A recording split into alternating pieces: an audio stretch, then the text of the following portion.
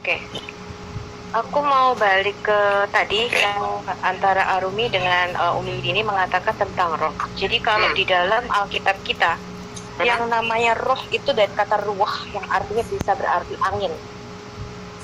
Nah, kenapa Allah disebut ruah di dalam Alkitab kita? Karena dia tidak mempunyai wujud. Jadi sama seperti angin, dia bisa mengambil wujud apapun yang dia mau. Allah itu di dalam Alkitab kita adalah makhluk dengan dimensi tertinggi, di dalam dimensi 10. Sehingga Allah di dalam Alkitab kita, dia bisa mengambil rupa apa saja. Kalau kita lihat di dalam Perjanjian Lama, dia bisa mengambil rupa malak Yahweh atau malaikat. Dia bisa mengambil rupa manusia, exactly, kita akan tunjukkan ayatnya. Dia bisa mengambil rupa tumbuhan ketika dia menampakkan diri di Keluaran 3 kepada Musa dalam bentuk semak yang menyala. Dia bisa mengambil rupa gumpulan asap di Kejadian 15. Dia bisa mengambil rupa tiang awan dan tiang api. Dia bisa mengambil rupa hewan, burung merpati. Makanya tadi yang dikatakan di Wahyu, itu adalah penglihatan di dalam roh yang dikatakan anak domba yang bertanduk 7. Kenapa? Karena itu mempunyai makna. Jadi roh itu bisa mengambil rupa apa saja, sebab itu yang disebut dengan Almighty atau Maha Kuasa. Sekarang saya mau bicara mengenai simple. Tadi sudah ditegaskan bahwa perbedaan antara teologi Islam dengan Kristen atau di dalam Alkitab, bahwa di dalam Alkitab kita Allah itu mempunyai roh. Roh itu artinya hayat ilahi atau nafas ilahi. Di dalam Alkitab kita disebutkan the breath of God, hembusan nafas. Mazmur 33 ayat 6 dikatakan, tadi Umedi sempat mengutip, bahwa segala sesuatu diciptakan melalui firman. Bukan hanya firman, di dalam Alkitab kita, segala sesuatu itu diciptakan melalui firman dan hembusan nafas Allah atau roh Allah. Ya, itu Mazmur 33 ayat 6. Jadi Tuhan menciptakan itu dengan dua, kalau boleh dibilang adalah dengan dua atributnya. Ya, dengan firman-Nya dan dengan rohnya, itu jelas di dalam Alkitab kita. Nah, roh itu adalah hayat ilahi, nafas ilahi, atau yang kita sebut dengan sumber hidup ilahi. Nah, apa yang membedakan kalau suatu benda itu tanpa roh, arti dia benda mati. Nah, ini yang kemarin kita bahas waktu itu dengan Rob Christian, ya, di dalam ayat-ayat di Al-Quran, bahwa kata ganti yang digunakan untuk Allah adalah ma, yang artinya it, ya, benda, sesuatu, bukan man. Jadi kalau man itu adalah sesuatu living one, sesuatu yang hidup. Nah, maka kata ganti yang digunakan harusnya man, kalau Allah itu merupakan sesuatu yang hidup. Ya, tapi ternyata kata gantinya adalah ma. Nah, kalau di dalam Alkitab, Allah itu memiliki roh karena dia disebutkan Bapa segala roh atau sumber kehidupan. Maka dikatakan segala sesuatu berasal dari Bapa. Ya, Bapa segala roh, artinya semua roh itu berasal dari Dia. Nah, ini perbedaan-perbedaan pemahaman kita di dalam siapa sih sebenarnya Allah di dalam Alkitab dengan Allah yang Anda pahami. Itu yang mau aku tegasin aja, Om ini. Tadi kutip firman, ya, berarti firman udah dijelasin panjang lebar di sama Daniel. Jadi kalau di dalam Alkitab antara firman dengan berfirman itu memang kita bedakan. Firman itu bukan berarti terus menjadi gunung atau menjadi matahari dan sebagainya, itu Allah berfirman gitu. Tetapi firman yang dimaksud di sini itu memang benar-benar dafar Elohim. Artinya itu adalah hikmat ilahi, kecerdasan ilahi yang ada di dalam diri Allah yang satu dengan Allah. Nah, itu di dalam Alkitab kita itu mewujud seperti yang dikatakan di Kejadian 3 ayat 8, di mana sang firman itu berjalan di dalam taman di Eden. Jadi sang firman ketika mereka mendengar firman Allah, suara Allah, itu dalam wujud, dia mewujud, dia bisa melangkah ya dalam rupa manusia di taman di Eden. Kemudian aku kasih dua contoh lagi, Kejadian 15 ayat 1, di mana datanglah firman Tuhan, dafar Elohim itu kepada Abraham dalam rupa suatu penglihatan. Ya, dalam penglihatan, dan dia bisa menggandeng Abraham ini keluar.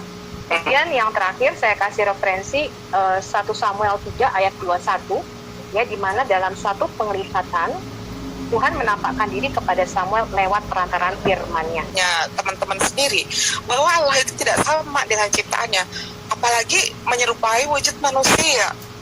Begitu kan, seperti apa yang diajarkan di dalam Islam. Manusia itu tidak diperkenankan berhayal pun tidak diperkenalkan menghayal tentang seperti apa sih wujud Allah itu, tidak. Dan jadi sangat-sangat berbeda di dalam ajaran teman-teman, bahwa Allah itu menyerupai wujud manusia, bahwa Allah itu menemui Musa secara nyata begitu kan, dan ini terbantah dari isi kitab Perjanjian Lama sendiri, bahwa di sini tadi Umi sudah bacakan ada beberapa ayat yang menyatakan bahwa Allah itu tidak sama dengan makhluk Aku jelaskan ya. Oke, silahkan. Jadi ayat-ayat di dalam Alkitab itu memang mengatakan Allah itu tidak ada yang menyerupai Dia. Siapa yang mengatakan Allah itu manusia? Ya, tidak ada yang mengatakan Allah itu wujudnya harus begini-begini, nggak bisa. Kenapa? Karena Dia tuh tidak punya wujud. Tadi sudah dijelaskan kenapa Dia disebut ruah. Ruah itu artinya Dia tidak punya wujud. Ya, jadi kalau makanya dikatakan tadi Allah itu bisa bisa masuk di dalam dimensi yang lebih rendah, bisa menjelma menjadi makhluk dengan dimensi di bawahnya. Terus ya, kalau aku jelasin ini agak lebih ribet nih. Gini, seperti Allah memang iya, tidak ada yang sama seperti Allah, mana mungkin. Aku nggak bisa berubah jadi kucing, aku tidak bisa mengambil wujud makhluk di bawahku. Nah, ini yang namanya prinsip dimensi, ya. Manusia sampai kapanpun tidak akan pernah bisa menjadi malaikat, apalagi menjadi Allah. Tetapi makhluk dengan dimensi di atas kita itu bisa menjelma menjadi makhluk dengan dimensi di bawahnya. Ini aku udah jelasin dalam video pengajaran aku. Nah, Allah, kalau di dalam Quran Anda, malaikat Jibril saja bisa kadang-kadang menjadi Dahya Al-Kalbi. Di dalam hadis Anda, Jibril sebagai yang Anda percaya Roh Kudus, roh ya, itu bisa menjelma menjadi manusia laki-laki yang sempurna. Apalagi Tuhan kita itu bisa menjadi apa saja. Makanya di dalam Quran Anda ketika menampakkan diri kepada Musa, Allah menjadi pohon di situ. Ya, dikatakan Allah berseru di dalam pohon. Nah, kalau seperti itu lalu siapa nih? Apa cuma suaranya aja atau seperti apa? Nah, tapi kalau di dalam Alkitab itu jelas Allah itu bisa menjadi apa saja. Dia tidak punya wujud dan dia bisa mengambil atau menjelma menjadi makhluk dan dimensi yang lebih rendah. Ini jelas di dalam Alkitab kita, ya. Kejadian 18 di mana Yahweh itu sendiri duduk makan bersama Abraham menampakkan diri dalam rupa manusia.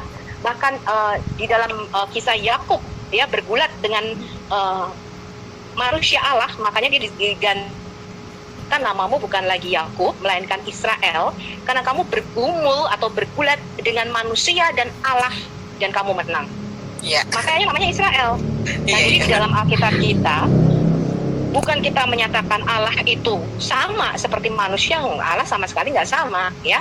Tapi yang kita maksud di sini bukan rupanya, Umi Dini, gitu loh. Makanya ketika Tuhan berkata, marilah kita menjadikan manusia menurut gambar dan rupa kita, yang kita pahami di sini, oh berarti Tuhan punya hidung, Tuhan punya mata, seperti kita kan. Di Kejadian 1 ayat 26 jelas. Ya, Allahnya orang Kristen, Allahnya orang Yahudi berkata, marilah kita menjadikan manusia menurut gambar dan rupa kita. Itu jelas. Nah, jadi Allah itu mengambil rupa. Jadi gini, Allah itu bisa mengambil rupa apa saja. Ketika dia menampakkan diri kepada manusia, kadang-kadang dia menampakkan diri dalam rupa malaikat. Ya, itu udah kita tunjukin berkali-kali. Nanti kita bahas mengapa utusan ini disebut juga Allah. Yaitu nanti. Yang saya bahas dulu adalah mengenai roh nih, bahwa roh di dalam pengertian Alkitab itu bisa mewujud menjadi apa saja, gitu loh, karena dia roh. Nah, kalau tadi Umi Dini mengambil ayat-ayat mengatakan Allah tidak serupa dengan apapun, betul, ya. Allah itu tidak ada yang bisa menyamai Dia, nggak ada yang seperti Tuhan.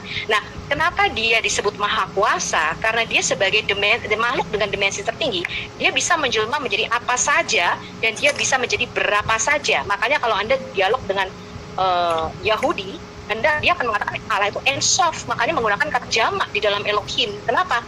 Karena itu tidak bisa dihitung. Jadi 6 dimensi di atas kita yang kita sebut dengan hyperdimension itu nggak bisa dihitung. Itu namanya dimensi roh. Roh itu tidak terbatas ruang dan waktu.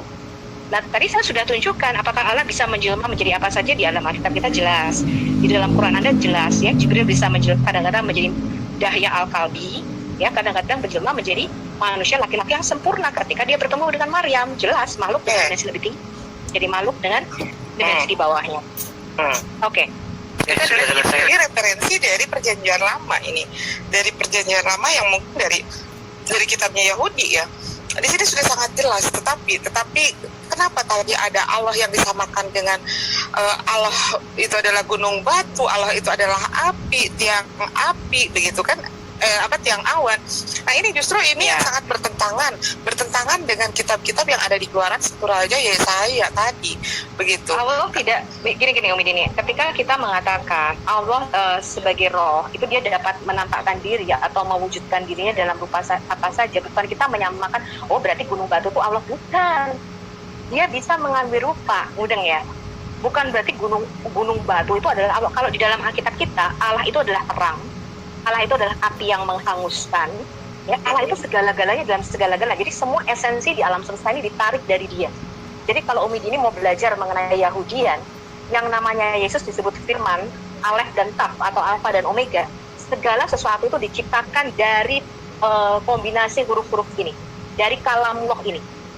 Karena Yesus itu merupakan firman-Nya Allah itu sendiri yang sudah sejak kekal.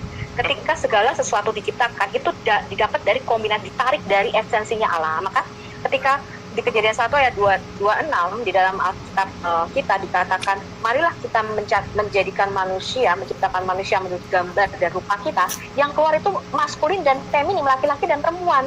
Maka di dalam Alkitab kita jelas Allah itu tidak bergender. Dia bukan laki-laki, bukan perempuan. Betul. Tapi itu ketika di dalam Quran Anda Allah laki-laki, Umi Dini. Dan itu kita bisa buktikan dari ayat-ayat di dalam Quran Anda. Gimana? Allah laki-laki? Silakan ditunjukkan. Aku jelaskan silakan dulu. Ditunjukkan makanya, gimana yang menurut Ibu Sofi di dalam Al-Quran dinyatakan bahwa itu Allah laki-laki. Bahkan sudah Umi katakan tadi, umat Islam sangat tidak diperbolehkan menghayal atau mengimajinasikan wujud Allah itu seperti apa, seperti manusia kah, seperti tiang awan kah, seperti gunung batu kah, tidak. Apalagi mengenai masalah gender, tidak ada Al-Quran menyebutkan gendernya Allah. Ketika kita mengatakan Allah adalah gunung batu kita, Allah adalah gembala kita, di dalam gambaran orang Kristen, kita tidak memandang Allah ya, terus sebuah gunung seperti itu ada gunung batu untuk Allah kita, bukan. Allah itu di dalam Alkitab kita ini kalau saya boleh bilang ya, di dalam Alkitab kita Allah itu menyebut dirinya sebagai Bapa, dia menyebut dirinya sebagai Ibu, dia menyebut dirinya sebagai kekasih kita, dia menyebut dirinya sebagai suami kita, dia menyebut dirinya sebagai mempelai laki-laki. Kenapa?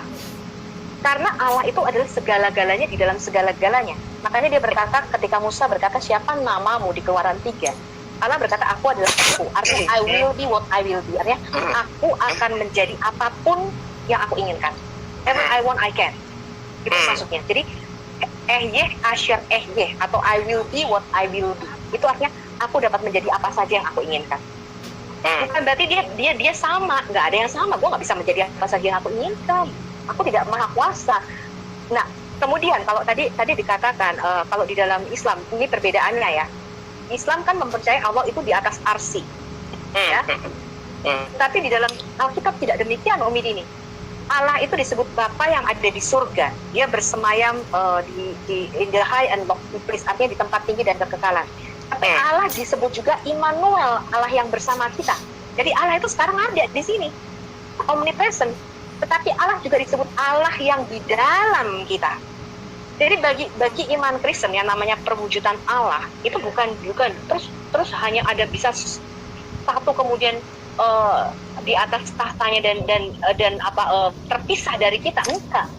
Di dalam teologi kekristenan, dalam teologi Yahudi, ya Allah itu Allah yang jangan Mbak Sofia tuh sebentar. Yahudi bertentangan dengan Kristen itu bohong besar, ya. Sekarang kata saja Umi loh, kata Yahudi sebentar. Iya, itu kata Yahudi yang sekarang di sini. Sebelum ada pemberontakan Bar-Kokhba pada waktu itu ibadahnya di sinagog, di dalam ibadah satu atap dengan tempat ibadah orang Yahudi. Kekristenan itu disebut mazhab Yahudi, sama seperti Farisi, Saduki, Esene. Ya, kita disebut jalan Tuhan, sekte jalan Tuhan, salah satu sekte daripada mazhab Yahudi. Jadi tidak benar kalau dikatakan orang Yahudi bertentangan dengan kekristenan. Kekristenan itu akarnya Yahudi. Ya, ini aku perlu jelaskan. Iya, kekristenan akarnya Yahudi. Nah, aku nggak mau bahas itu ke situ dulu. Ya, aku cuma mau meluruskan karena Umi Dini terlalu terbrainwash dengan si Valen. Ya, nah kalau mengatakan apakah ada orang Yahudi yang tidak, sampai sekarang juga memang ada orang zaman Yesus, sampai sekarang juga ada orang Yahudi yang tidak menerima Tuhan Yesus, tetapi itu tidak semua gitu loh. Murid-murid Yesus semua orang Yahudi. gitu. Kalau makanya Umi Dini harus belajar lengkap dulu. Semua Alkitab Perjanjian Baru yang menulis adalah orang Yahudi. Gitu. Jadi Yohanes itu orang Yahudi, itu bukan orang Jawa atau orang Sumatera. Oke, silakan teruskan. Ya, nah jadi itu tidak benar. Jadi saya meluruskan supaya tidak ada framing yang salah nih ketika kita bicarakan, kesannya kan kelihatannya Perjanjian Baru nih yang nulis orang Amerika gitu kan. Enggak, itu semua orang Yahudi. Matius itu Matiyahu, orang Yahudi. Ya, Lukas itu kecuali Lukas ada turunan Yunani-nya. Tapi yang lain penulis Alkitab, Paulus itu lebih ketat lagi. Itu suku Benyamin, orang Farisi. Iya, Paulus Farisi.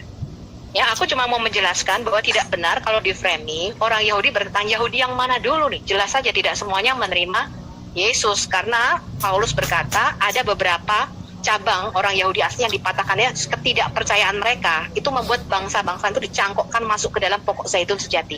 Jadi ketidakpercayaan orang Yahudi yang menolak Yesus itu membuat Injil diberitakan kepada bangsa-bangsa lain, dicangkokkan bangsa-bangsa kita ini yang harusnya orang-orang yang tidak bersunat, orang-orang yang tidak mendapat bagian keselamatan, dicangkokkan ke dalam pokok zaitun sejati, kata Paulus, yaitu apa? Yesus Kristus, ya. Karena apa? Karena ketidakpercayaan mereka. Jadi pokok zaitun sejati itu adalah Yahudi, makanya dikatakan keselamatan datang dari bangsa Yahudi. Nah, itu aku tidak mau ngebahas itu dulu. Aku mau ngebahas roh dulu nih. Tadi kan kita masih sampai roh dan firman. Jadi jangan keluar dari situ deh.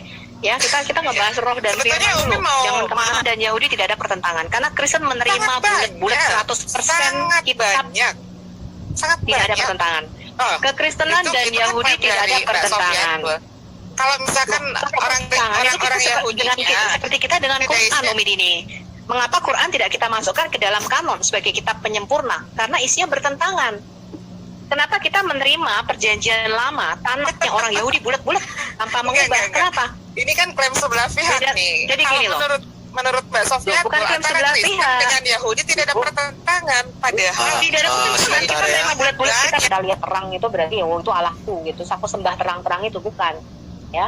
Tapi Allah itu bisa mengambil wujud apa saja. Jadi makanya dikatakan kalau kamu mau tahu tentang Tuhan, kamu bisa lihat alam semesta ini.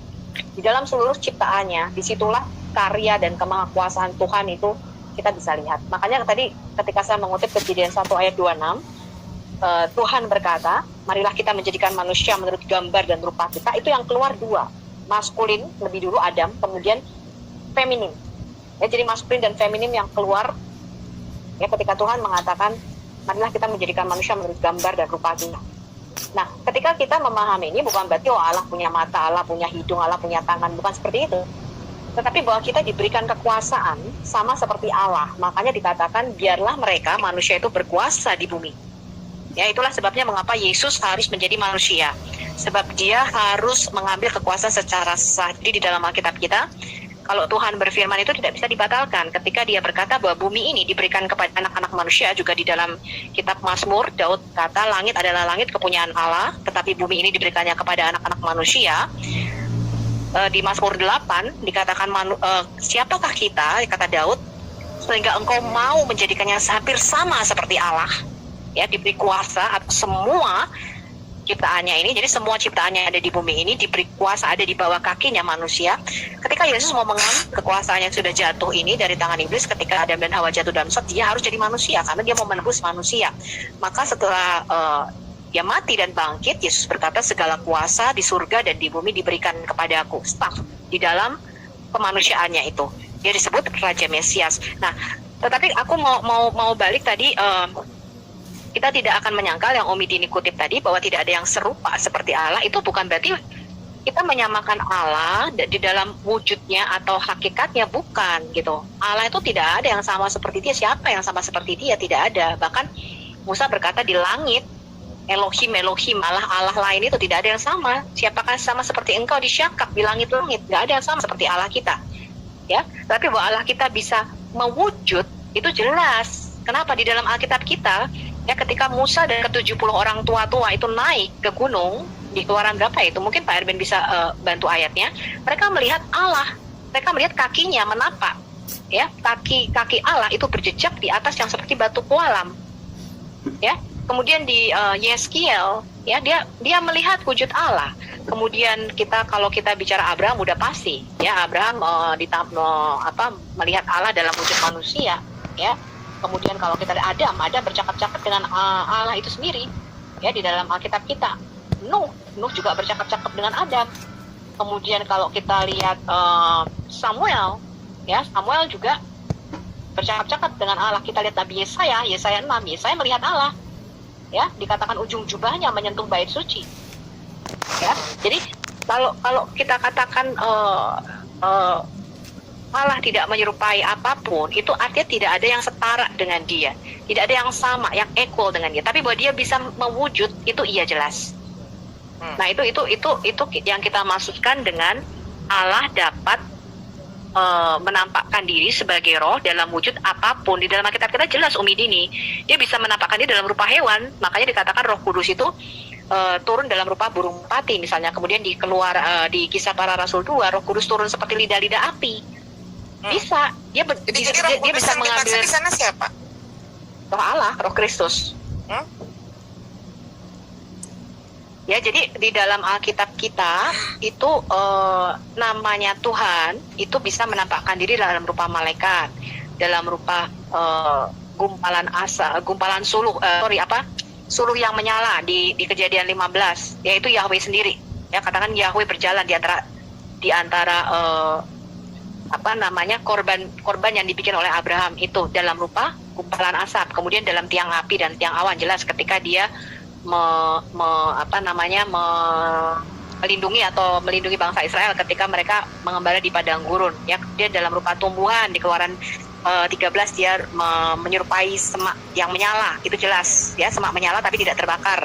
Kemudian dia bisa menyerupai elemen, tadi dikatakan, ya, lidah api. Dia disebut gunung batu, dia disebut mata air, dia disebut gembala kita, dia disebut terang, ya. Bukan berarti terus Tuhan itu